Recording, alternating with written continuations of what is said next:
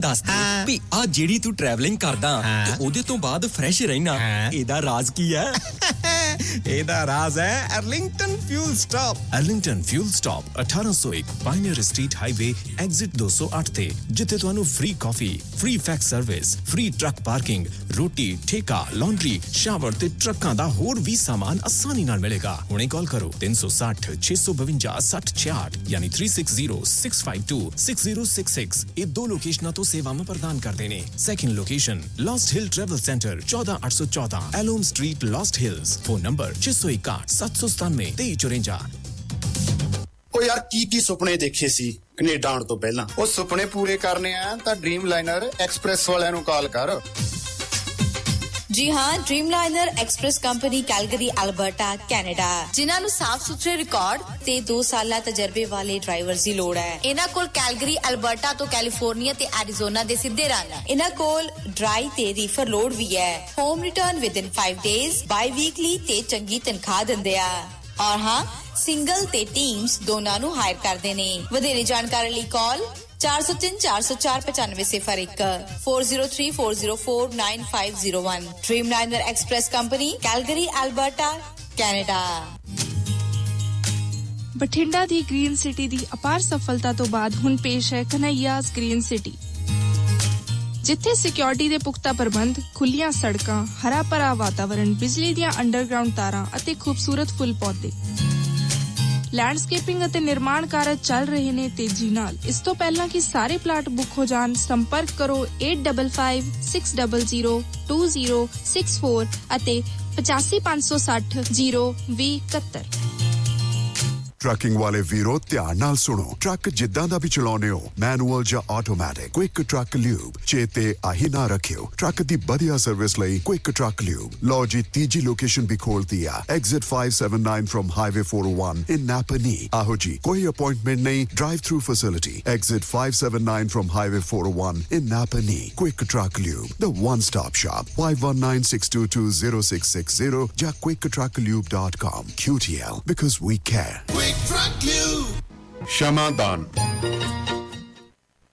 Radio Punjab today ਦੇ programme Shamadan ਦੇ ਵਿੱਚ ਤੁਹਾਡਾ ਫਿਰ ਤੋਂ ਸਵਾਗਤ ਹੈ ਜੀ। ਇਹ ਪ੍ਰੋਗਰਾਮ ਤੁਹਾਡੇ ਤੱਕ ਪੁੱਜਦਾ ਕੀਤਾ ਜੀ ਵਾਸ਼ਿੰਗਟਨ ਫਰੇਟ ਸਰਵਿਸ ਸ਼ਟਲ ਵੱਲੋਂ, ਜਿਹੜੇ ਪੰਜਾਬੀ ਤੇ ਇੰਗਲਿਸ਼ 'ਚ ਡਿਸਪੈਚ ਕਰਦੇ ਨੇ। ਜਿਹੜੇ ਵੀ ਲੌਂਗ ਹਾਲ ਨਹੀਂ ਜਾਣਾ ਚਾਹੁੰਦੇ ਤੇ ਲੋਕਲ ਜੌਬ ਚਾਹੁੰਦੇ ਨੇ, ਉਹ ਓਨਰ ਆਪਰੇਟਰ ਹੋਣ ਜਾਂ ਡਰਾਈਵਰ ਹੋਣ, 2063544060 ਤੇ ਜਗਦੇਵ ਸੰਧੂ ਹੋਰਾਂ ਨਾਲ 2532666924 ਤੇ ਕਾਲ ਕਰ ਸਕਦੇ ਹੋ। ਢਿੱਲੋਂ ਸਾਹਿਬ ਸਤਿ ਸ਼੍ਰੀ ਅਕਾਲ ਜੀ। ਸਤਿ ਸ਼੍ਰੀ ਅਕਾਲ ਜੀ।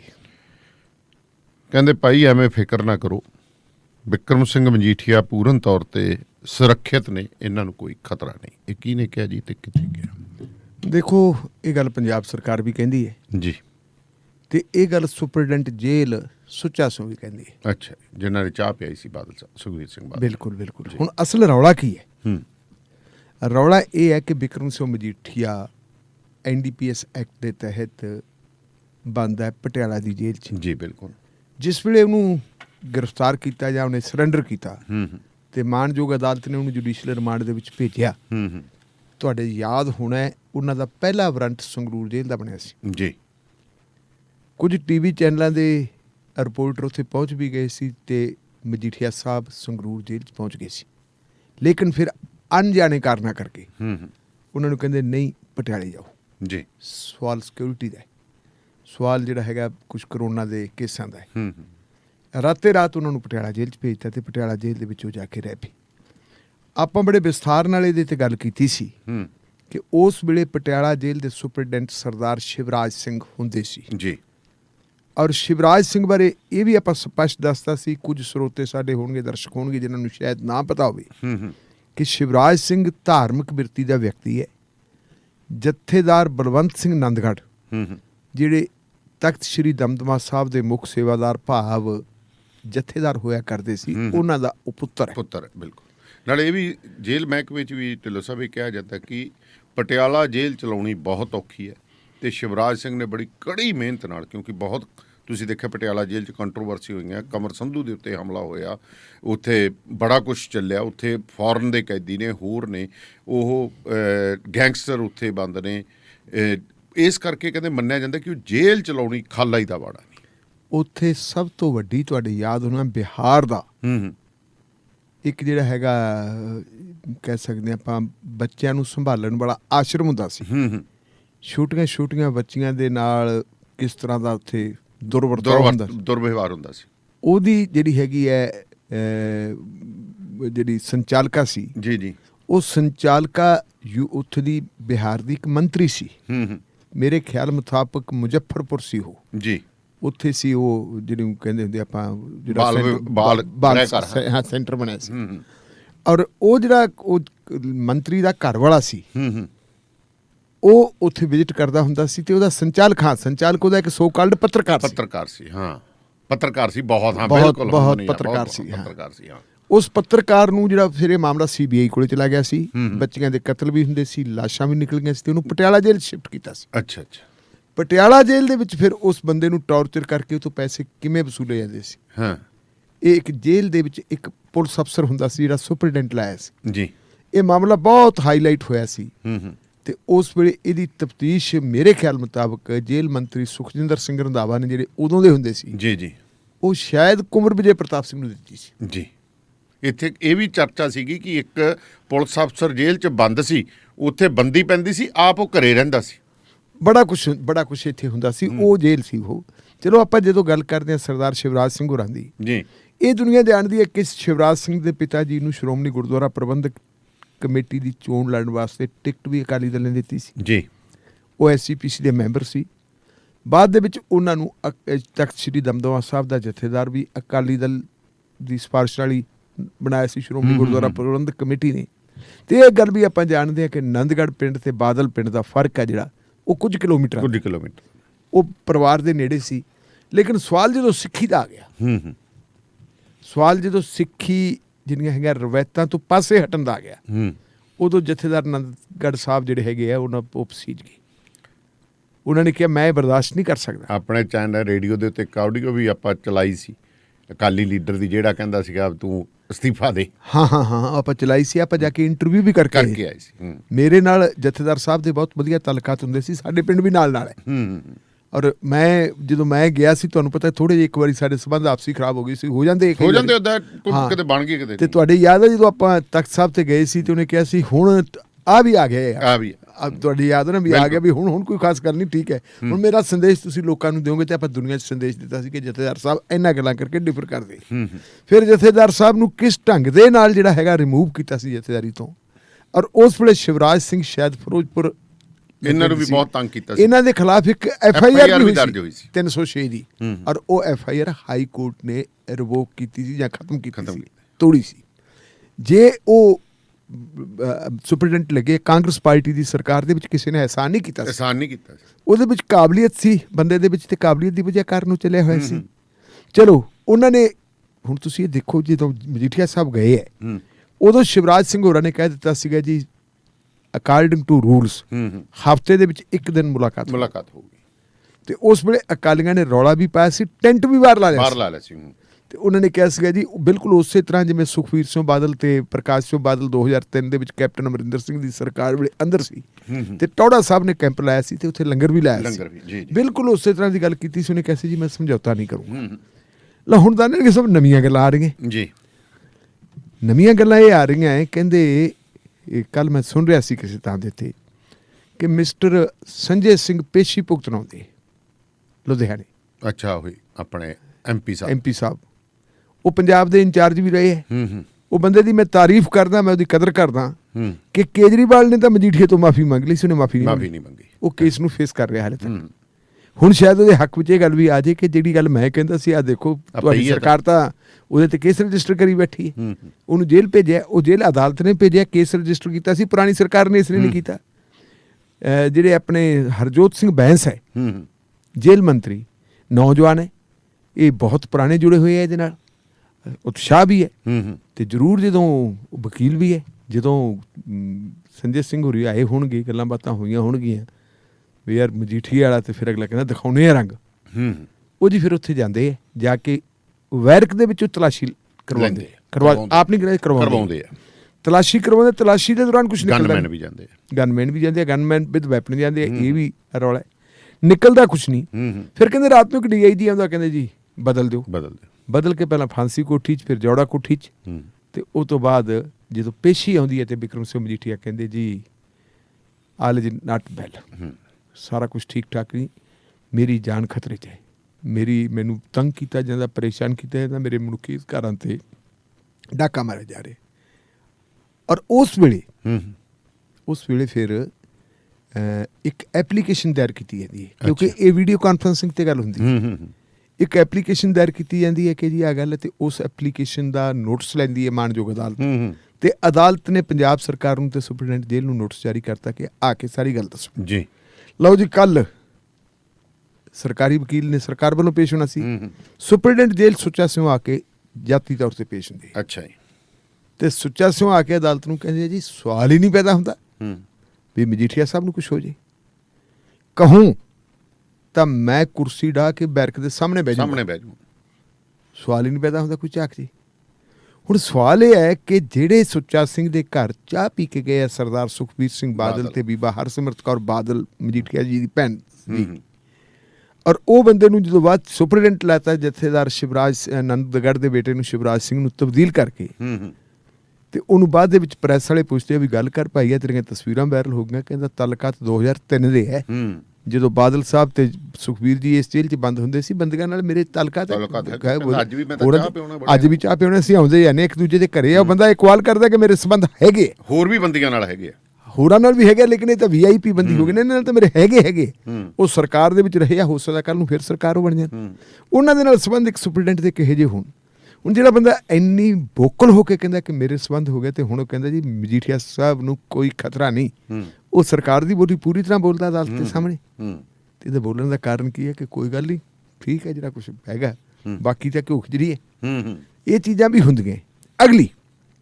ਅਗਲੀ ਗੱਲ ਹੈ ਕਿ ਮਿਸਟਰ ਜਿਹੜੇ ਉਹਨਾਂ ਦੇ ਵਕੀਲ ਸਾਹਿਬ ਹੈ ਮਜੀਠੀਆ ਸਾਹਿਬ ਦੇ, ਉਹਨਾਂ ਨੇ ਨਾਲ ਇੱਕ ਹੋਰ ਗੱਲ ਕਹਿਤੀ। ਉਹ ਕਹਿੰਦੇ ਜੀ ਮੈਂ ਗਿਆ ਸੀ ਜੇਲ੍ਹ 'ਚ, ਅੱਛਾ, ਮੁਲਾਕਾਤ ਕਰਨ ਵਾਸਤੇ, ਮਿਲਣ ਵਾਸਤੇ ਗਿਆ ਸੀ ਆਪਣੇ ਮੁਵੱਕਲ ਨੂੰ, ਆਪਣੇ ਸਹਿਲ ਨੂੰ। ਉੱਥੇ ਜਿਹੜੀ ਕਹਿੰਦੇ ਕੋਠੀ ਦੇ ਵਿੱਚ ਰੱਖੀ ਹੈ, ਕੋਠੀ 8x8 ਦੀ ਹੈ, ਉਹਦੇ ਵਿੱਚ ਹਾਲਤ ਬਹੁਤ ਮਾੜੀ ਹੈ। ਇਹ ਆਪਾਂ ਜਾਣਦੇ ਦਾਨੇਲਗੇ ਸਾਹਿਬ ਜਿੰਨੇ ਬੰਦਿਆਂ ਨੇ ਕੀਤੀਆਂ ਵੀ ਉਸ ਦੇ ਵਿੱਚ ਹੀ ਜਿਹੜੀ 8x8 ਦੀ ਕੋਠੀ ਹੁੰਦੀ, ਉਹਦੀ ਟਾਇਲਟ ਵੀ ਵਿੱਚ ਹੀ ਹੁੰਦੀ, ਬਿਲਕੁਲ ਹਨੇਰ ਕੁੱਪ ਹੀ ਹੁੰਦਾ, ਹਨੇਰ ਕੁੱਪ ਹੁੰਦਾ, ਤੇ ਉਹਦੇ 'ਚ ਲਾਈਟ ਵਗੈਰਾ ਤਾਂ ਹੁੰਦੀ ਨਹੀਂ, ਪਾਣੀ ਦਾ ਘੜਾ ਵੀ ਅੰਦਰ ਹੀ ਪਿਆ ਹੁੰਦਾ, ਤੇ ਘੜਾ ਬਾਹਰ ਹੁੰਦਾ, ਉਹ ਹੱਥ ਨਾਲ ਕੱਢ ਕੇ ਅੰਦਰ ਉਹੀ ਹੈ ਨਾ, ਸਾਰਾ ਕੁਛ ਨਾਲ ਹੀ ਹੈ। ਉਹ ਮੂਹਰਲੇ ਪਾਸੇ ਥੋੜਾ ਜਿਹਾ ਬਰਾਂਡਾ ਜਿਹਾ ਹੁੰਦਾ, ਬਰਾਂਡਾ ਦਾ ਟਾਈਪ ਬਣਾਉਂਦੀ, ਉੱਥੇ ਰੱਖਿਆ ਹੁੰਦਾ, ਉੱਥੇ ਬੰਦਾ ਸੌਂਦਾ ਹੈ। ਤੇ ਰੋਟੀ ਖਾਣ ਵੇਲੇ ਵੀ ਕਹਿੰਦੇ ਵੀ ਆਓ ਲਓ ਜੀ ਰੋਟੀ ਲੈ ਲਓ। ਇੱਕ ਬੰਦਾ, ਚਲੋ ਬਾਕੀ ਗੱਲਾਂ ਨੂੰ ਆਪਾਂ ਛੱਡ ਦਿਓ, ਕੋਈ ਬੰਦਾ ਚੰਗਾ ਹੋਵੇ ਮਾੜਾ ਹੋਵੇ, ਉਹਨੇ ਆਪਦੀ ਜ਼ਿੰਦਗੀ ਦੇ ਵਿੱਚ ਮਾੜੇ ਕੰਮ ਕੀਤੇ ਹੋਣ, ਉਹਨਾਂ ਗੱਲਾਂ ਨੂੰ ਛੱਡ ਦਿਓ, ਪਰ ਮਨੁੱਖ ਹੁੰਦਾ, ਮਨੁੱਖ ਬਿਲਕੁਲ ਸਹੀ ਗੱਲ। ਤੇ ਜੇ ਅਸੀਂ ਪਰਿਵਾਰਕ ਪਿਛੋਕੜ ਦੀ ਗੱਲ ਕਰੀਏ, ਤੇ ਜੇ ਪਰਿਵਾਰਕ ਪਿਛੋਕੜ ਦੀ ਗੱਲ ਕਰੀਏ ਤਾਂ ਫਿਰ ਤੁਸੀਂ ਦੇਖੋ ਸਰ ਸੁੰਦਰ ਸਿੰਘ ਮਜੀਠੀਆ, ਅੰਗਰੇਜ਼ ਹਕੂਮਤ ਵੇਲੇ ਦੇ ਤਾਲੁਕਾਤ, ਸਰ ਦਾ ਖਿਤਾਬ ਕਿਸੇ ਨੂੰ ਕਦੇ ਕਦੇ ਮਿਲਦਾ ਹੁੰਦਾ। ਉਹ ਕੌਣ ਹੈ ਜੀ? ਪੜਦਾਦਾ ਬਿਕਰਮ ਸਿੰਘ ਮਜੀਠੀਆ ਦਾ, ਸਰਦਾਰ ਸੁਰਜੀਤ ਸਿੰਘ ਮਜੀਠੀਆ ਜੀ, ਭਾਰਤ ਦਾ ਪਹਿਲਾ ਡਿਪਟੀ ਡਿਫੈਂਸ ਮਿਨਿਸਟਰ, ਜਹਾਜ਼ਾਂ ਵਾਲੇ। ਮੇਰੀ ਯਾਦ ਹੈ ਮੇਰੀ ਵਾਈਫ ਬਿਮਾਰ ਹੋ ਗਈ ਸੀ, ਇਹ ਗੱਲ 90-91 ਦੀ ਹੈ ਜੀ।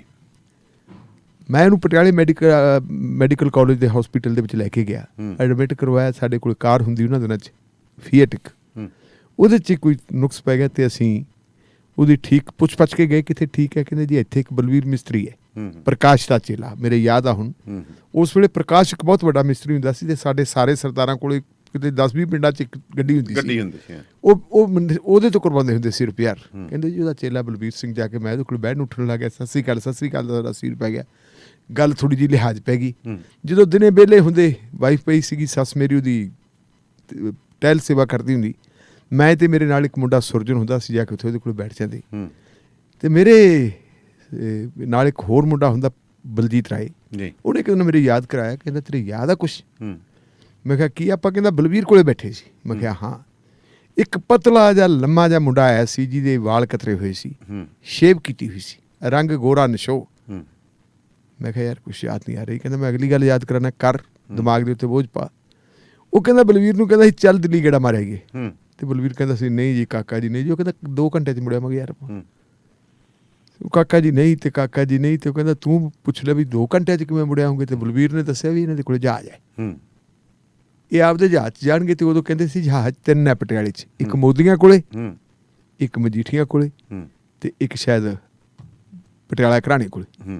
ਇਹ 3 ਕੁ ਜਹਾਜ਼ ਹੈ। ਹੁਣ ਦਾਨੇਵਾਲੀਆ ਸਾਹਿਬ ਉਹ ਬੰਦਾ ਹੋਵੇ ਜਿਹਦੀ ਮੈਂ ਹੁਣ ਪਿਛੋਕੜ ਪਰਿਵਾਰਕ ਪਿਛੋਕੜ ਦੱਸਿਆ, ਉਹ ਤੋਂ ਅੱਗੇ ਦੇਖ ਲਓ ਕਿ ਭਨੋਈਆ ਡਿਪਟੀ ਮੁੱਖ ਮੰਤਰੀ, ਮੈਂ ਵੇਖ ਰਿਹਾ ਸੀ ਬਾਦਲ ਸਾਹਿਬ ਦੀ ਅੱਜ ਮੈਂ ਖਾਲਸਾ ਕਾਲਜ ਅੰਮ੍ਰਿਤਸਰ ਦੇ ਵਿੱਚ ਇੱਕ ਕਨਵੋਕੇਸ਼ਨ ਦੀ ਸਪੀਚ ਸੁਣ ਰਿਹਾ ਸੀ।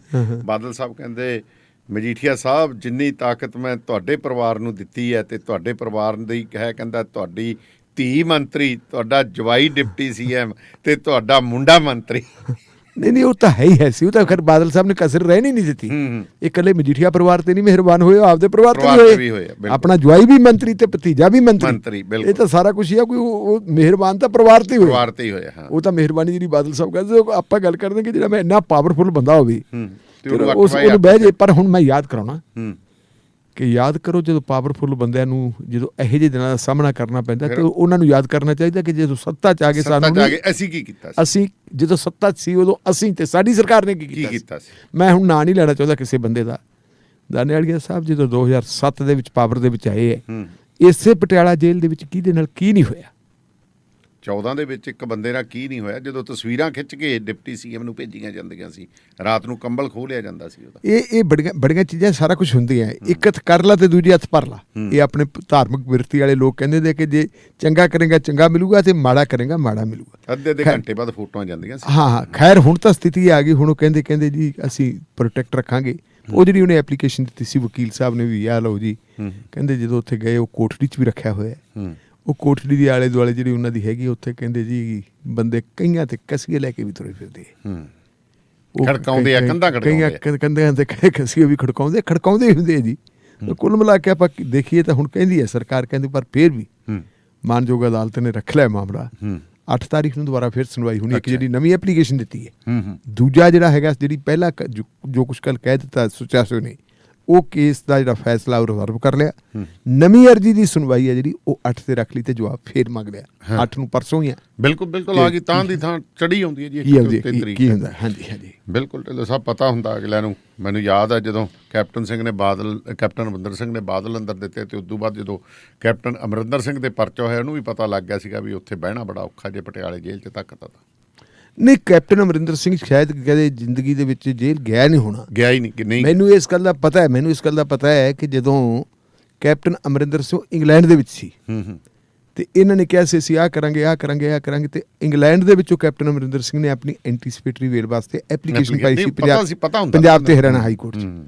ਔਰ ਉਹਦੇ ਵਿੱਚ ਉਹਨਾਂ ਨੇ ਜਿਹੜੀਆਂ ਦਲੀਲਾਂ ਅੱਜ ਮਜੀਠੀਆ ਸਾਹਿਬ ਦਿੰਦੇ ਹੈ ਕਿ ਜੀ ਸਿੱਧੂ ਸਾਹਿਬ ਨੇ ਮੇਰੇ ਖਿਲਾਫ ਆਹ ਗੱਲ ਕਹੀ, ਰੰਧਾਵਾ ਸਾਹਿਬ ਨੇ ਆਹ ਕਹੀ, ਚੰਨੀ ਸਾਹਿਬ ਨੇ ਆਹ ਗੱਲ ਕਹੀ ਤੇ ਮੇਰੇ ਨਾਲ ਵਿਤਕਰਾ ਕੀਤਾ, ਪੋਲੀਟੀਕਲ ਵਿਤਕਰਾ। ਉਹੀ ਕੈਪਟਨ ਕਹਿੰਦਾ ਉਹ ਪੋਲੀਟੀਕਲ ਵਿਤਕਰੇਬਾਜ਼ੀ ਦਾ ਜਿਹੜਾ ਉਹਨੇ ਹੁਣ ਸੁਪਰੀਮ ਕੋਰਟ 'ਚ FIR ਕੁਐਸ਼ ਕਰਨ ਵਾਸਤੇ ਪਾਈ ਹੋਈ ਆਪਦੀ ਪਟੀਸ਼ਨ, ਜਿਹੜੀ ਪਲੀ ਜਾਂ ਜਿਹੜੀ ਦਲੀਲਾਂ ਉਹਦੇ 'ਚ ਦਿੱਤੀਆਂ ਉਹੀ ਦਲੀਲਾਂ ਕੈਪਟਨ ਅਮਰਿੰਦਰ ਸਿੰਘ ਨੇ ਦਿੱਤੀ ਸੀਗੀਆਂ। ਕਿਉਂਕਿ ਜੀ ਉਹ ਤੋਂ ਪਹਿਲਾਂ ਸੁਖਬੀਰ ਬਾਦਲ ਕਹਿੰਦਾ ਹੁੰਦਾ ਸੀ ਸਾਡੀ ਸਰਕਾਰ ਰਾਜੇ ਦੀ ਪਜਾਮੀ 'ਚ ਚੂਹੇ ਛੱਡਾਂਗੇ।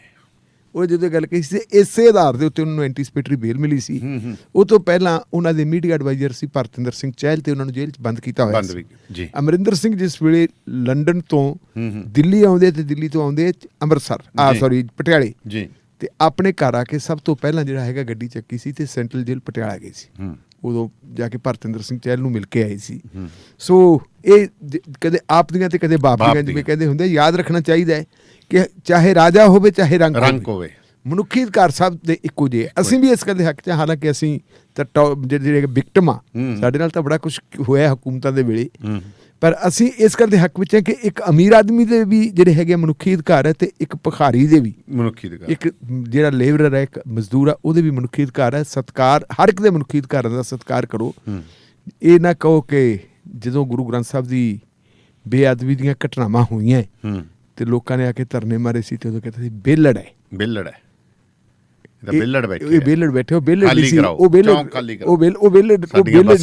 ਭਾਵਨਾਵਾਂ ਸੀ, ਉਹਨਾਂ ਦੇ ਇਮੋਸ਼ਨ ਸੀ, ਉਹਨਾਂ ਦੇ ਜਜ਼ਬਾਤ ਸੀ ਤੇ ਉਹ ਜਜ਼ਬਾਤਾਂ ਦਾ ਆਪਣੇ ਜਜ਼ਬਾਤਾਂ ਦੀ ਰਾਖੀ ਕਰਦੇ। ਉਹ ਤਾਂ ਉਹਨਾਂ ਨੇ ਤਾਂ ਕਈਆਂ ਨੂੰ ਵਿਹਲੇ ਕਰਤੇ, ਆਪ ਨੂੰ ਵਿਹਲੇ ਹੋਏ ਵੀ ਉਹ ਤਾਂ ਫਿਰ ਵੀ ਧਰਨੇ ਤੇ ਬੈਠੇ।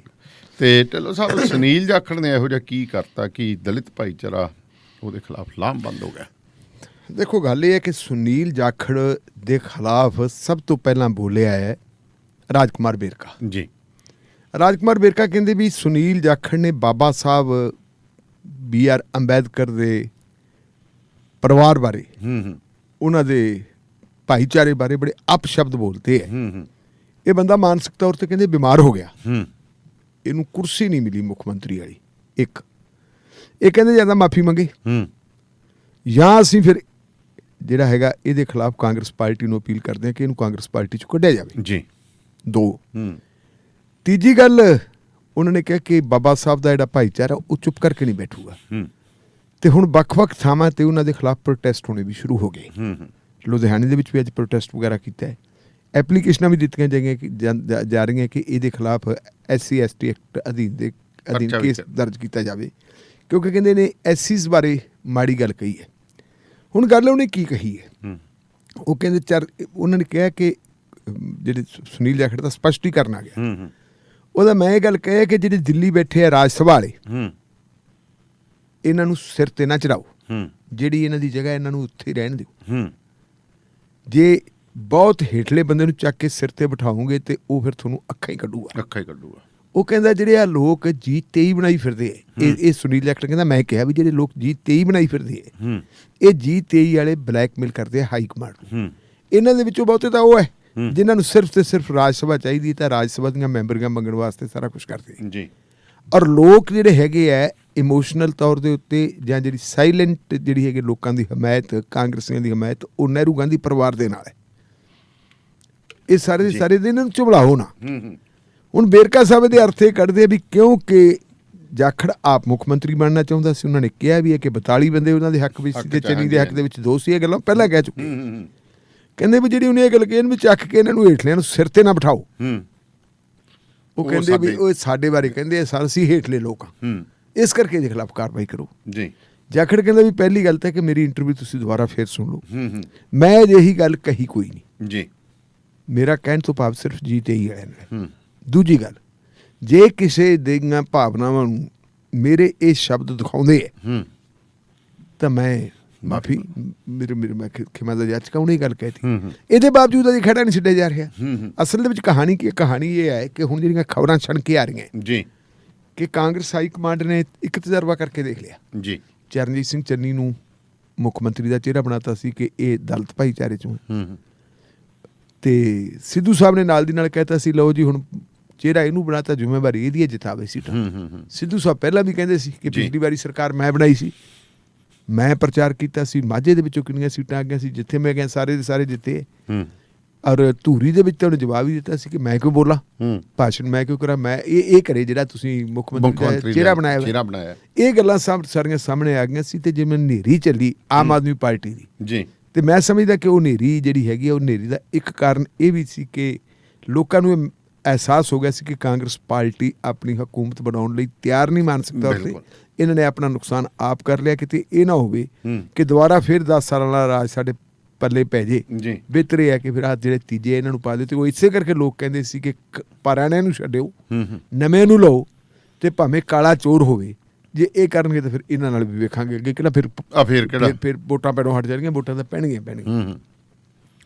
ਸੋ ਉਹ ਕਹਿੰਦੇ ਵੀ ਇਹ ਜਿਹੜਾ ਬਣਨਾ ਚਾਹੁੰਦਾ ਸੀ ਮੁੱਖ ਮੰਤਰੀ ਤੇ ਮੁੱਖ ਮੰਤਰੀ ਤਾਂ ਬਣ ਨਹੀਂ ਸਕਿਆ। ਤੇ ਹੁਣ ਇਹ ਕਾਂਗਰਸ ਹਾਈ ਕਮਾਂਡ ਨੇ ਦੇਖ ਲਿਆ ਇਹ ਜਿਹੜਾ ਅਸੀਂ ਕੀਤਾ ਸੀ ਐਕਸਪੈਰੀਮੈਂਟ ਜੀ ਦਲਿਤ ਵਾਲਾ, ਗੱਲ ਠੀਕ ਨਹੀਂ। ਅੱਗੇ 2 ਅਹੁਦੇ ਆ ਹੁਣ ਪੰਜਾਬ ਦੀ ਕਾਂਗਰਸ ਕੋਲ, ਇੱਕ ਤਾਂ ਸਟੇਟ ਪ੍ਰੈਜ਼ੀਡੈਂਟ ਦਾ ਅਹੁਦਾ ਖਾਲੀ ਪਿਆ ਤੇ ਦੂਜਾ ਪਿਆ leader of opposition the. Leader of opposition ਵਾਸਤੇ ਕਈ ਬੰਦੇ ਤਿਆਰ ਹੈ। ਰਾਜਾ ਵੜਿੰਗ ਜਿਹੜਾ ਹੈਗਾ ਬੜਾ ਸੋਹਣਾ ਬੋਲਦਾ ਹੈ, ਉਹ ਨੌਜਵਾਨ ਹੈ ਤੇ ਮੈਰਿਟ ਵੀ ਹੈ ਜੀ। ਜਿਹੜਾ ਕਹਿੰਦਾ ਸੀ ਲੈ ਕੇ ਬਠਿੰਡੇ ਤੋਂ ਯਾਰ ਜਲਾਲਾਬਾਦ ਤੱਕ ਸਭ ਨੂੰ ਮਾਂਜ ਦਿਓ ਬਾਦਲਾਂ ਨੂੰ। ਤੇ ਉਹ ਤਾਂ ਫਿਰ ਆਪਾਂ ਨੂੰ ਪਤਾ ਵੀ ਪੱਟੀ ਤੇ ਮਾਰ ਕਰਦੀਆਂ ਮਿਜ਼ਾਈਲਾਂ ਪਹੁੰਚ ਗਈਆਂ ਅੰਮ੍ਰਿਤਸਰ ਤੱਕ, ਸਾਰਾ ਕੁਝ ਹੀ ਹੁੰਜਿਆ ਗਿਆ। ਔਰ ਬੰਦਾ ਕੰਮ ਕਰਨ ਵਾਲਾ ਬੰਦਾ ਜੁਰਤ ਵਾਲਾ ਹੈ ਜੀ। ਨਾਲ ਜਿਹੜੇ ਹੈਗੇ ਡਿਪਟੀ ਮੁੱਖ ਮੰਤਰੀ ਰਹੇ ਸਾਬਕਾ ਸੁਖਜਿੰਦਰ ਸਿੰਘ ਰੰਧਾਵਾ, ਉਹ ਕਹਿੰਦਾ ਬਾਪ ਮੇਰਾ ਪ੍ਰਧਾਨ ਰਿਹਾ ਕਾਂਗਰਸ ਦਾ ਤੇ ਮੈਂ ਵੀ ਹੈਗਾ, ਮੇਰਾ ਵੀ ਹੱਕ ਬਣਦਾ ਹੈ। ਤ੍ਰਿਪਤ ਰਜਿੰਦਰ ਬਾਜਵਾ ਕਹਿੰਦਾ 5 ਵਾਰੀ ਮੈਂ ਵੜ ਗਿਆ। ਦੂਜੇ ਪਾਸੇ ਪ੍ਰਤਾਪ ਸਿੰਘ ਬਾਜਵਾ, ਉਹਦਾ ਮੈਰਿਟ ਸਭ ਤੋਂ ਵੱਡੀ ਹੈ। 4 ਵਾਰ ਦਾ MLA, 1 ਵਾਰ ਦਾ ਰਾਜ ਸਭਾ ਮੈਂਬਰ, 1 ਵਾਰ ਦਾ ਲੋਕ ਸਭਾ ਦਾ ਮੈਂਬਰ ਤੇ ਮੇਰਾ ਖਿਆਲ ਹੈ ਵੀ 2-3 ਵਾਰ ਦਾ ਮੰਤਰੀ ਵੀ ਹੈ। ਇਹ ਮੈਨੂੰ ਪੱਕਾ ਪਤਾ ਵੀ ਕੈਪਟਨ ਅਮਰਿੰਦਰ ਸਿੰਘ ਦੀ ਸਰਕਾਰ ਦੇ ਵਿੱਚ ਸੀ, ਸ਼ਾਇਦ ਉਦੋਂ ਪਹਿਲਾਂ ਉਹ ਬੇਅੰਤ ਸਿੰਘ ਦੀ ਸਰਕਾਰ ਦੇ ਵਿੱਚ ਵੀ ਸੀਗੇ ਜੀ। ਉਹ ਜਿਹੜੇ ਹੁਣ ਉਹਦੀ ਮੈਰਿਟ ਹੈ ਉਹਨੂੰ ਬੋਲਣਾ ਚੱਲਣਾ ਵੀ ਆਉਂਦਾ। ਔਰ ਜਿਵੇਂ ਤੁਸੀਂ ਇਹ ਦੇਖੋ ਕਿ ਬਗੈਰ ਗਰੁੱਪ ਲੀਡਰ ਹੋਏ ਤੋਂ ਬਗੈਰ ਇਹ ਅਸੈਂਬਲੀ ਦੇ ਸੈਸ਼ਨ ਦੇ ਵਿੱਚ ਜਾਂ ਜਿਵੇਂ ਉਹ ਬੰਦਾ ਆਪਦਾ ਪ੍ਰਤੀਕਰਮ ਦਿੰਦਾ ਉਹ ਇੱਕ ਚੰਗੇ ਸਿਆਣੇ ਸੁਲਝੇ ਹੋਏ ਲੀਡਰ ਵਾਲਾ ਦਿੰਦਾ ਜੀ। ਕਹਿੰਦੇ ਵੀ ਕਾਂਗਰਸ ਹਾਈ ਕਮਾਂਡ ਨੇ ਫੈਸਲਾ ਕਰ ਲਿਆ ਵੀ ਇੱਕ ਅਹੁਦਾ ਦੇ ਦਿਓ ਹਿੰਦੂਆਂ ਨੂੰ ਤੇ ਇੱਕ ਦੇ ਦਿਓ ਸਿੱਖਾਂ ਨੂੰ ਜੀ। ਵਿਧਾਨ ਸਭਾ ਦੇ ਵਿੱਚ ਮੇਰਾ ਨਹੀਂ ਖਿਆਲ ਕਿ ਕੋਈ ਹਿੰਦੂ ਬਣੂਗਾ ਲੀਡਰ ਆਫ ਆਪੋਜੀਸ਼ਨ ਤਾਂ ਬਣੂਗਾ ਸਿੱਖ ਜੀ। ਤਾਂ ਫਿਰ ਜੇ ਇਹ ਗੱਲ ਸੱਚੀ ਹੈ ਕਿ ਹਾਈ ਕਮਾਂਡ ਨੇ ਇਹ ਫੈਸਲਾ ਕਰ ਲਿਆ ਤਾਂ ਸਟੇਟ ਪ੍ਰੈਜ਼ੀਡੈਂਟ ਤਾਂ ਫਿਰ ਕੋਈ ਹਿੰਦੂ ਬਣੂਗਾ। ਬਿਲਕੁਲ। ਔਰ ਕਈਆਂ ਨੂੰ ਫਿਰ ਇਹ ਡਰ ਹੈ ਵੀ ਕਿਤੇ ਜਾਖੜ ਨਾ ਬਣ ਜੇ ਕਿਉਂਕਿ ਬਿੱਟੂ ਵਾਰ-ਵਾਰ ਕਹਿ ਰਿਹਾ ਜੀ ਵੀ ਸਾਨੂੰ ਨਹੀਂ ਚਾਹੀਦੇ ਉਹ ਬੰਦੇ ਜਿਨ੍ਹਾਂ ਨੇ ਬੇੜਾ ਗਰਕ ਕੀਤਾ ਹਾਂ। ਬੰਦੇ ਨੂੰ ਪੁਰਾਣੇ ਨੂੰ ਬਣਾ ਦਿਓ ਤੇ ਬਣਾਓ ਕਿਸੇ ਤਜਰਬੇਕਾਰ ਨੂੰ। ਜੀ। ਹੁਣ ਬਿੱਟੂ ਦੀ ਕਲੈਰੀਫਿਕੇਸ਼ਨ ਇਹ ਵੀ ਆ ਗਈ ਮੈਂ ਤਾਂ ਬਣਨਾ ਹੀ ਨਹੀਂ। ਮੇਰਾ ਕੋਈ ਬਣਾਓ ਪੁਰਾਣਿਆਂ ਚੋਂ ਕਿਉਂਕਿ ਬਿੱਟੂ ਨੂੰ ਪਤਾ ਕਿ ਮੈਨੂੰ ਐਕਸੈਪਟ ਨਹੀਂ ਕਰਨਾ ਬਿਆਨ ਸਿੰਘ। ਚਲੋ ਮੰਨ ਲਓ ਐਕਸੈਪਟ ਨਹੀਂ ਕਰਨਾ। ਇੱਕ ਦੂਜਾ ਵੀ ਕਾਰਨ ਹੈ ਕਿ ਜਿਹੜਾ ਅੱਜ ਮੁੱਖ ਮੰਤਰੀ ਬਣਦਾ ਹੈ ਉਹ 2027 ਹੈ ਵੇਲੇ ਮੁੱਖ ਮੰਤਰੀ ਦਾ ਅੱਜ ਜਿਹੜਾ ਪ੍ਰਧਾਨ ਬਣਦਾ ਉਹ 27 ਵੇਲੇ ਮੁੱਖ ਮੰਤਰੀ ਦਾ ਦਾਅਵੇਦਾਰ ਨਹੀਂ ਉਹਨੂੰ ਹਟਾਉਣਗੇ। ਉਹ ਇੱਕ ਵਾਰੀ ਫੇਰ ਗੱਲ ਹੋਊਗੀ। ਅਗਲਾ ਕਹਿੰਦਾ ਮੇਰੇ ਪੈਸੇ ਵੀ ਕੋਲ ਕਿਉਂ ਲੱਗੇ ਕਿਉਂ ਭਕਾਈ ਕਰੀਏ। ਜੀ। ਚਲੋ ਸਟੇਟ ਪ੍ਰੈਜ਼ੀਡੈਂਟ ਵਾਲੀ ਮੈਨੂੰ ਲੱਗਦੀ ਕਿ ਹੁਣ ਲੜਾਈ ਜਿਹੜੀ ਹੈ ਨਾ ਉਹ ਦਲਿਤ ਤੇ ਗੈਰ ਦਲਿਤ ਦੀ ਨਹੀਂ ਜੀ ਉਹ ਸੂਬੇ ਦੀ ਪ੍ਰਧਾਨਗੀ ਨੂੰ ਲੈ ਕੇ। ਪਰ ਅੱਜ ਖਬਰ ਇੱਕ ਹੋਰ ਆ ਗਈ ਕਹਿੰਦੇ ਚੰਨੀ ਸਾਹਿਬ ਪਹੁੰਚ ਗਏ ਦਿੱਲੀ ਜੀ। ਅੱਛਾ। ਜਾਂ ਰਾਹੁਲ ਗਾਂਧੀ ਨੂੰ ਬੁਲਾਈ ਫਤਿਹ ਤੇ ਫੋਟੋ ਵੀ ਉਹਨਾਂ ਨੇ ਜਾਰੀ ਕਰਤੀ ਹੈ। ਅੱਛਾ। ਉਹ ਕਹਿੰਦੇ ਵੀ ਉਹ ਵੀ ਕੁਛ ਨਾ ਕੁਛ ਹੈ ਤੇ ਉੱਥੇ ਚੰਨੀ ਨੇ ਵੀ ਇਹੀ ਗੱਲ ਕਹੀ ਕਿ ਜੋ ਕੁਛ ਜਾਖੜ ਨੇ ਕਿਹਾ ਹੈ ਮਾੜਾ ਕਿਹਾ ਹੈ ਨਹੀਂ ਸੀ ਕਹਿਣਾ ਚਾਹੀਦਾ। ਨਹੀਂ ਕਹਿਣਾ। ਤੇ ਢਿੱਲੋਂ ਸਾਹਿਬ ਕਹਿੰਦੇ ਬਾਈਬਲ ਕਲਾਂ ਗੋਲੀकांड ਦੇ ਮਾਮਲੇ ਦੇ ਵਿੱਚ ਅੰਮ੍ਰਿਤਸਰ ਵਾਲਾ ਹਾਈਵੇ ਜਾਮ ਹੋ ਗਿਆ ਸੀ। ਫਿਰ ਉਹ ਕਿਵੇਂ ਖੁੱਲਿਆ? ਦੇਖੋ ਹਾਈਵੇ ਜਾਮ ਹੋਇਆ ਸੀ ਉਹਨਾਂ ਨੇ ਪਹਿਲਾਂ ਅਲਟੀਮੇਟਮ ਦਿੱਤਾ ਸੀ ਜੀ। ਉਹਨਾਂ ਨੇ ਤਾਰੀਖ ਦਿੱਤੀ ਸੀਗੀ ਕਿ ਇੰਨੀ ਤਾਰੀਖ ਤੱਕ ਜਿਹੜਾ ਹੈਗਾ ਇਹਦਾ ਕੋਈ ਫੈਸਲਾ ਕਰ ਦਿਓ ਨਹੀਂ ਅਸੀਂ ਹਾਈਵੇ ਜਾਮ ਕਰਾਂਗੇ ਕਿਉਂਕਿ ਹਰਜੋਤ ਸੁਖਰਾਜ ਸਿੰਘ ਜੀ ਕ੍ਰਿਸ਼ਨ ਭਗਵਾਨ ਸਿੰਘ ਦਾ ਬੇਟਾ ਜਿਹੜਾ ਉਹ ਧਰਨੇ ਤੇ ਬੈਠਾ ਸੀ। ਕ੍ਰਿਸ਼ਨ ਭਗਵਾਨ ਸਿੰਘ ਤੇ ਗੁਰਜੀਤ ਸਿੰਘ ਜੀ ਇਹ ਦੋ ਜਾਣੇ ਸੀ ਜਿਨ੍ਹਾਂ ਬੰਦਿਆਂ ਨੂੰ ਬਾਈਬਲ ਕਲਾਂ 'ਚ ਗੋਲੀਆਂ ਮਾਰ ਕੇ ਕਤਲ ਕਰਤਾ ਸੀ। ਔਰ ਕਤਲ ਉਦੋਂ ਕੀਤਾ ਸੀ ਜਦੋਂ ਗੁਰੂ ਗ੍ਰੰਥ ਸਾਹਿਬ ਦੀ ਬੇਅਦਬੀ ਜਮਾ ਸਿਖਰ ਤੇ ਪਹੁੰਚ ਗਈ ਸੀ। ਜੀ। ਗੁਰੂ ਸਾਹਿਬ ਦੇ ਅੰਗ ਹੈ ਜਿਹੜਾ ਬਰਗਾੜੀ ਦੀਆਂ ਗਲੀਆਂ 'ਚੋਂ ਮਿਲ ਗਏ ਸੀ ਔਰ ਉਹਦੇ ਖਿਲਾਫ ਪ੍ਰੋਟੈਸਟ ਕੀਤਾ ਸੀ। 12 ਮੇਰਾ ਖਿਆਲ ਹੈ ਅਕਤੂਬਰ ਮਹੀਨਾ ਸੀ ਕਿ ਜੂਨ ਸੀ। ਜੂਨ 'ਚ ਹੀ ਹੋਇਆ ਸੀ ਵੈਸੇ ਤਾਂ ਉਦੋਂ ਮਾਮਲਾ। 1 ਜੂਨ ਗੁਰੂ ਸਾਹਿਬ ਦਾ ਮੇਰਾ ਖਿਆਲ ਹੋਇਆ ਸੀ ਚੱਕਾ ਗਿਆ ਸੀ। ਚਲੋ 12 ਮੇਰਾ ਖਿਆਲ ਚਲੋ ਜੋ ਵੀ ਹੈ ਜਦੋਂ ਉਹ ਸਾਰਾ ਕੁਛ ਹੋਇਆ ਸੀ ਉਸ ਦਿਨ ਦੀ ਗੱਲ ਹੈ ਜੀ।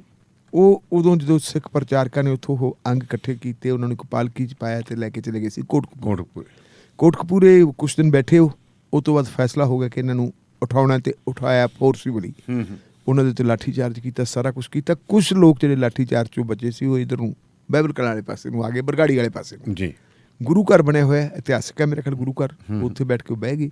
ਉਹਨਾਂ ਨੂੰ ਲੰਗਰ ਪਾਣੀ ਛਕਾਇਆ ਗਿਆ ਸੀ ਤੇ ਪੁਲਿਸ ਦੀ ਇੱਕ ਧਾੜ ਆਉਂਦੀ ਆ ਕੇ ਉਹਨਾਂ ਨੂੰ ਗੋਲੀਆਂ ਮਾਰ ਦਿੱਤੀ। ਇਹ FIR ਨਹੀਂ ਦਰਜ ਹੁੰਦੀ ਤੇ ਜਦੋਂ FIR ਦਰਜ ਹੁੰਦੀ ਵੀ ਹੈ ਜੀ ਉਸ FIR ਦੇ ਵਿੱਚ ਲਿਖਿਆ ਜਾਂਦਾ ਅਣਪਛਾਤੇ। ਇੱਕ ਹਫ਼ਤੇ ਬਾਅਦ FIR ਦਰਜ ਹੁੰਦੀ ਹੈ। ਪਹਿਲਾਂ ਜਿਹੜੀ ਹੈਗੀ ਹੈ ਉਹ ਅੰਦੋਲਨਕਾਰੀਆਂ ਦੇ ਖਿਲਾਫ FIR ਦਰਜ ਕੀਤੀ ਸੀ ਕਿ ਉਹਨਾਂ ਨੇ ਪੁਲਿਸ ਦੇ ਉੱਤੇ ਹਮਲਾ ਕੀਤਾ ਕੋਟਕਪੂਰੇ ਦਾ ਵੀ ਤੇ ਬਾਈਬਲ ਕਲਾਂ ਦਾ ਵੀ। ਅਖੀਰ ਜਦੋਂ ਵੇਖਿਆ ਵੀ ਗੱਲ ਜ਼ਿਆਦਾ ਵੱਧ ਗਈ ਤੇ ਬਾਦਲ ਸਾਹਿਬ ਨੇ ਉਸ ਵੇਲੇ ਦੇ ADGP law and order Iqbalpreet Singh Sahota ਉਹਨਾਂ ਨੂੰ ਭੇਜਿਆ ਤੇ ਉਹਨਾਂ ਨੇ ਕਿਹਾ ਯਾਰ ਬੰਦੇ ਤਾਂ 2 ਮਰੇ ਤਾਂ ਕੁਛ ਕਰ ਲਈਏ। ਇੱਕ ਹਫ਼ਤਾ ਬਾਅਦ ਉਹ FIR ਦਰਜ ਕੀਤੀ ਸੀ। ਉਹ ਹੁਣ ਜਿਹੜੇ 2 ਬੰਦੇ ਉੱਥੇ ਮਰੇ ਸੀ ਉਹਨਾਂ ਦੇ ਵਿੱਚੋਂ ਇੱਕ ਦਾ ਬੇਟਾ ਹੈਗਾ ਜਿਹੜਾ ਮੁੰਡਾ ਕ੍ਰਿਸ਼ਨ ਭਗਵਾਨ ਸਿੰਘ ਦਾ ਬੇਟਾ ਹੈਗਾ ਸੁਖਰਾਜ ਸਿੰਘ ਨੇ ਪਹਿਲਾਂ ਵੀ ਜਦੋਜਹਿਦ ਕੀਤੀ ਤੇ ਹੁਣ ਵੀ ਉਹਨੇ ਕਹਿਤਾ ਸੀ ਜੀ ਮੈਂ ਬੈਠੂੰਗਾ। ਇੱਕ ਦਿਨ ਉਹਨਾਂ ਨੇ ਸੰਕੇਤਕ ਤੌਰ ਦੇ ਉੱਤੇ ਜਾਮ ਕੀਤਾ ਸੀ ਫਿਰ ਉਹ ਆਪਦਾ ਧਰਨੇ ਤੇ ਬਹਿ ਗਏ ਸੀ ਤੇ ਕੱਲ ਫਿਰ ਉਹਨਾਂ ਦਾ ਫੈਸਲਾ ਹੋ ਗਿਆ ਸੀ ਲਓ ਜੀ ਹੁਣ ਅਸੀਂ ਪੱਕੇ ਧਰਨੇ ਤੇ ਬੈਠਣੇ। ਔਰ ਕੱਲ ਉੱਥੇ ਨਵਜੋਤ ਸਿੰਘ ਸਿੱਧੂ ਵੀ ਪਹੁੰਚ ਗਿਆ ਸੀ ਕੁਛ ਹੋਰ ਲੋਕ ਵੀ ਪਹੁੰਚ ਗਏ ਸੀ। ਨਵਜੋਤ ਸਿੰਘ ਸਿੱਧੂ ਨੂੰ ਵੀ ਖੈਰ ਲੋਕਾਂ ਨੇ ਉੱਥੇ ਸੁਣਾਈਆਂ ਵੀ ਤੁਹਾਡੀ ਪਾਰਟੀ ਦਾ ਰਾਜ ਭਾਗ ਰਿਹਾ ਤੁਸੀਂ ਕੀ ਕੀਤਾ ਤੂੰ ਸਟੇਟ ਦਾ ਪ੍ਰੈਜ਼ੀਡੈਂਟ ਸੀ।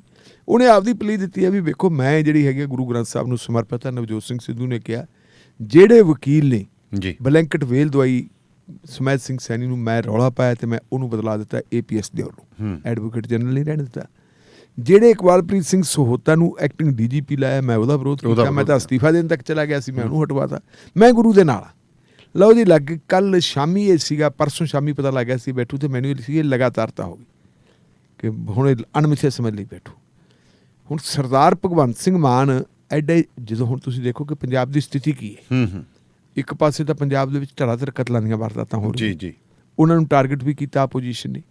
ਦੂਜੇ ਪਾਸੇ ਬਹੁਤ ਵੱਡਾ ਧਾਰਮਿਕ ਮੁੱਦਾ ਮੈਂ ਤੁਹਾਡੇ ਯਾਦ ਕਰਾਉਣਾ ਹੈ ਕੱਲ ਇਹ ਗੱਲ ਆਈ ਵੀ ਇੱਥੇ ਅਰਵਿੰਦ ਕੇਜਰੀਵਾਲ ਹੋਰਾਂ ਨੇ ਕਹਿਤਾ ਸੀ ਕਿ ਸਭ ਪੜਤਾਲਾਂ ਹੋ ਚੁੱਕੀਆਂ ਜੀ। ਸਾਨੂੰ ਪਤਾ ਹੈ ਗੁਰੂ ਗ੍ਰੰਥ ਸਾਹਿਬ ਦੀ ਬੇਅਦਬੀ ਕਿਹਨੇ ਕੀਤੀ ਹੈ, ਕਿਹਨੇ ਕਰਵਾਈ ਹੈ, ਐਵੀਡੈਂਸ ਸਭ ਕੁਝ ਹੈਗਾ। ਸਰਕਾਰ ਬਣਾ ਦਿਓ ਤੇ ਅਗਲੇ ਦਿਨ ਹੀ ਫੜ ਲਾਂਗੇ। ਉਹ ਕਹਿੰਦੇ ਜੀ ਸਰਕਾਰ ਬਣ ਗਈ, ਫੜੋ ਹੁਣ ਜੀ। ਪਰ ਉਹ ਸਰਕਾਰ ਕਿੱਥੇ ਫਿਰਦੀ ਹੈ? ਸਰਕਾਰ ਤਾਂ ਜਿਵੇਂ ਤੁਸੀਂ ਆਫ ਦੀ ਰਿਕਾਰਡ ਆਪਾਂ ਨੂੰ ਹੁਣ ਗੱਲ ਕਹਿ ਰਹੇ ਸੀ ਕਿ ਉਹ ਤਾਂ ਸਾਡੇ ਮੁੱਖ ਮੰਤਰੀ ਸਾਹਿਬ ਨੂੰ ਤਾਂ ਬ੍ਰਾਂਡ ਐਂਬੈਸਡਰ ਬਣਾ ਲਿਆ ਹਾਂ ਕਿ ਚੱਲ ਭਾਈ ਪਹਿਲਾਂ ਗੁਜਰਾਤ ਦੇ ਵਿੱਚ ਤੇ ਫਿਰ ਚਾਰੇ ਇਧਰ ਹਿਮਾਚਲ ਪ੍ਰਦੇਸ਼ ਦੇ ਵਿੱਚ, ਤੇ ਉੱਥੇ ਜਾ ਕੇ ਫਿਰ ਉਹੀ ਗੱਲ ਜੀ ਆ ਦੇਖੋ ਪੰਜਾਬ ਦੇ ਵਿੱਚ ਪਹਿਲਾਂ ਹਰਿਆਣੇ 'ਚ ਕਹਿਤਾ ਜਾ ਕੇ ਟੈਲੀਫੋਨ ਕਰਕੇ ਆਪਦੇ ਰਿਸ਼ਤੇਦਾਰਾਂ ਨੂੰ ਪੁੱਛ ਲਓ ਭਾਈ, ਉੱਥੇ ਕਰਪਸ਼ਨ ਖਤਮ ਹੋ ਗਈ।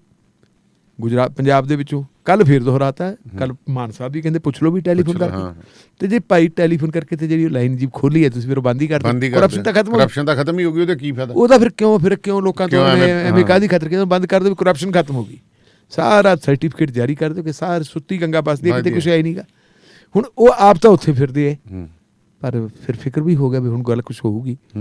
ਔਰ ਉਹਨੇ ਗੱਲ ਬੜੀ ਇੱਕ ਭਿਆਨਕ ਕਹੀ ਹੈ ਨਵਜੋਤ ਸਿੰਘ ਸਿੱਧੂ ਨੇ। ਉਹਨੇ ਉੱਥੇ ਵੀ ਕਿਹਾ, ਗੁਰਦਾਸਪੁਰ ਗਿਆ ਸੀ ਜਿੱਥੇ ਕਹਿੰਦਾ ਬੱਚਿਆਂ ਦੇ ਹੱਥ ਲੋਕਾਂ ਨੇ ਹਕੂਮਤ ਦਿੱਤੀ ਜਿਨ੍ਹਾਂ ਨੂੰ ਤਜਰਬਾ ਹੀ ਕੋਈ ਨਹੀਂ।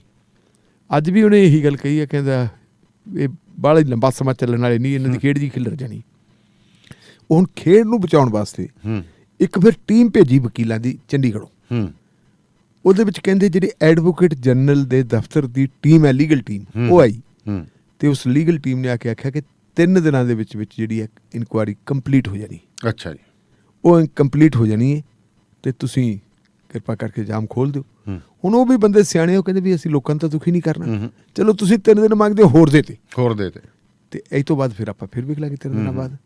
ਦਾਣੇ ਵਾਲੀ ਸਾਹਿਬ ਹੁਣ ਇਹਦੇ 'ਚ ਸਵਾਲ ਇਹ ਹੁੰਦਾ ਵੀ 3 ਦਿਨਾਂ 'ਚ ਉਹਨਾਂ ਦੀ ਡਿਮਾਂਡ ਇਹ ਹੈ ਕਿ ਜਿਹੜੇ ਸਾਜ਼ਿਸ਼ਕਾਰ ਹੈ ਉਹਨਾਂ ਨੂੰ ਵੀ ਫੜੋ, ਜਿਹੜੇ ਉਹਨਾਂ ਨੂੰ ਬਚਾਉਣ ਵਾਲੇ ਆ ਉਹਨਾਂ ਨੂੰ ਵੀ ਫੜੋ, ਜਿਨ੍ਹਾਂ ਨੇ ਗੋਲੀਆਂ ਚਲਾਈਆਂ ਉਹਨਾਂ ਨੂੰ ਵੀ ਫੜੋ ਤੇ ਵਾਈਟ ਪੇਪਰ ਜਾਰੀ ਕਰੋ, ਸਿੱਧੀ ਗੱਲ। ਨਹੀਂ ਉਹਨਾਂ ਨੂੰ ਫੜੋ। ਹੁਣ ਸਵਾਲ ਇਹ ਹੈ ਕਿ ਜਿਹੜੇ ਬੰਦੇ ਮੇਨ ਸੂਤਰਧਾਰ ਹੈ ਉਹਨਾਂ ਨੂੰ ਤਾਂ ਐਂਟੀਸਪੇਟਰੀ ਤਾਂ ਬਲੈਂਕਟ ਵੇਲਾ ਮਿਲ ਗਈ।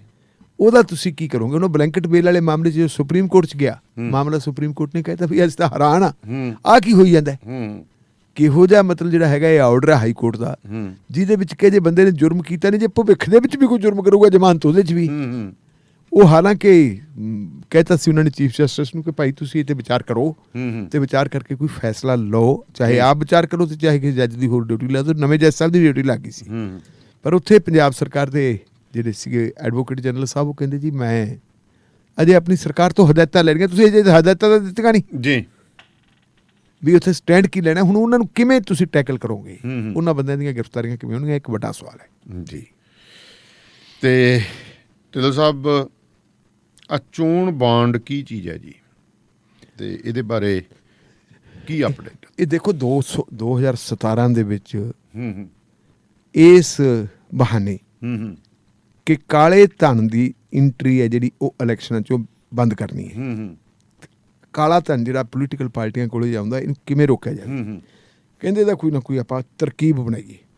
ਅਰੁਣ ਜੇਤਲੀ ਸਾਹਿਬ ਵਕੀਲ ਵੀ ਸੀ ਔਰ ਖਜ਼ਾਨੇ ਮਹਿਕਮੇ ਦੇ ਵਜ਼ੀਰ ਵੀ ਰਹੇ ਸੀ ਜੀ। ਉਹਨਾਂ ਨੇ ਜੀ ਵੀ ਇੱਕ ਤਰਕੀਬ ਬਣਾ ਕੇ ਪੇਸ਼ ਕਰ ਦਿੱਤੀ 2017 ਦੇ ਵਿੱਚ ਕਿ ਲਓ ਜੀ ਜਿਹੜੇ ਲੋਕਾਂ ਨੇ ਪੋਲੀਟੀਕਲ ਪਾਰਟੀਆਂ ਨੂੰ ਚੰਦਾ ਦੇਣਾ ਹੈ ਉਹ ਇੱਕ ਬੈਂਕ, ਸ਼ਾਇਦ ਸਟੇਟ ਬੈਂਕ ਆਫ ਇੰਡੀਆ ਤੋਂ ਬਾਉਂਡ ਖਰੀਦ ਲੈਣ ਜੀ। ਇਲੈਕਟਰਲ ਬਾਉਂਡ ਕਿਹਾ ਉਹਨਾਂ ਨੂੰ, ਉਹਨਾਂ ਤੇ ਇਲੈਕਟਰਲ ਬਾਉਂਡ ਹੈ, ਜਿਹੜੀ ਮਰਜ਼ੀ ਹੈ ਪੋਲੀਟੀਕਲ ਪਾਰਟੀ ਨੂੰ ਦੇ ਦੇਣ ਜੀ।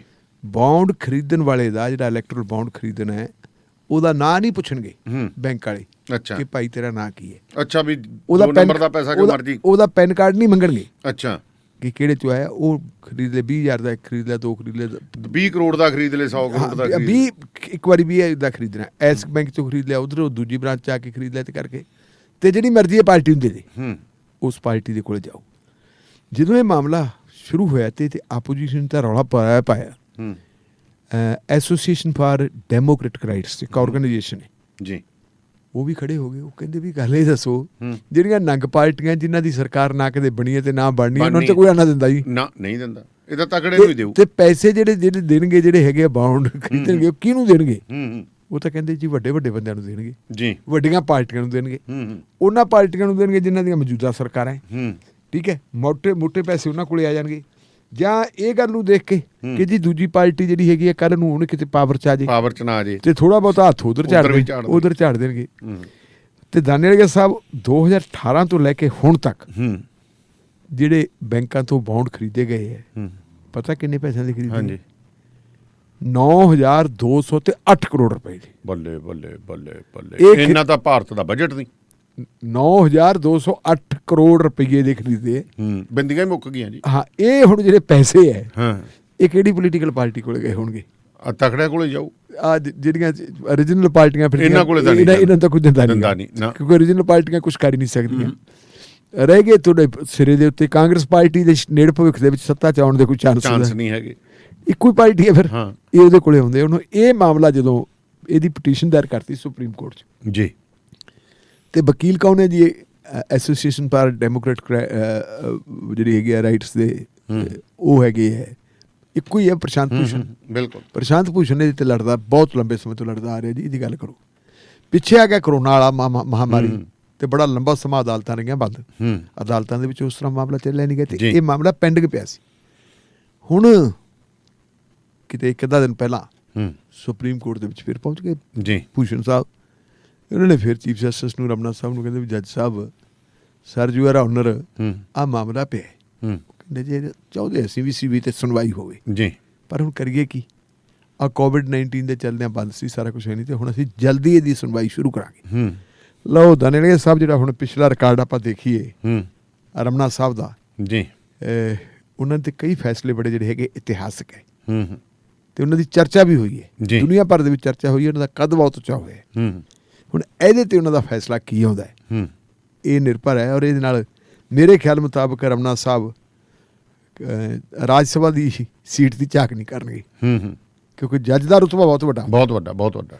ਜੱਜ ਦਾ ਰੁਤਬਾ ਬਹੁਤ ਵੱਡਾ ਹੁੰਦਾ ਹੈ। ਬੰਦਾ ਖੰਜੂਰ ਤੋਂ ਉਤਰ ਕੇ ਤੇ ਜਿਹੜੀ ਕੀ ਆਪਾਂ ਕਿ ਬਾੜ ਦੇ ਉੱਤੇ ਮੂੜਾ ਡਾ ਕੇ ਨਹੀਂ ਬਹਿੰਦਾ। ਜਿਹੜਾ ਖਜੂਰ ਤੇ ਜਾਏ, ਸਭ ਤੋਂ ਉੱਪਰਲਾ ਸਿਖਰ ਦਾ ਉਹਨਾਂ ਦੇ ਕੋਲ ਜੁਡੀਸ਼ੀਅਲ ਆਉਂਦਾ ਹੈ।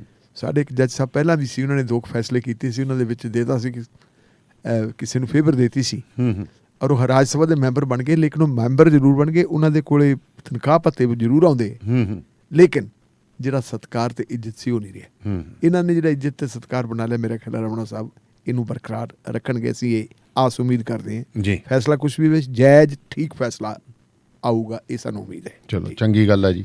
ਹਾਂ ਜੀ, ਸੋ ਬਹੁਤ ਬਹੁਤ ਸ਼ੁਕਰੀਆ ਢੱਲੂ ਸਾਹਿਬ, ਮਿਹਰਬਾਨੀ। ਸੋ ਪ੍ਰੋਗਰਾਮ ਸ਼ਮਾਦਾਨ ਨੂੰ ਇੱਥੇ ਹੀ ਸਮਾਪਤ ਕਰਨ ਦੀ ਤੁਹਾਡੇ ਤੋਂ ਆਗਿਆ ਚਾਹੁੰਦੇ ਜੀ। ਸੋ ਜੁੜੇ ਰਹੋ ਰੇਡੀਓ ਪੰਜਾਬ ਟੁਡੇ ਦੇ ਨਾਲ।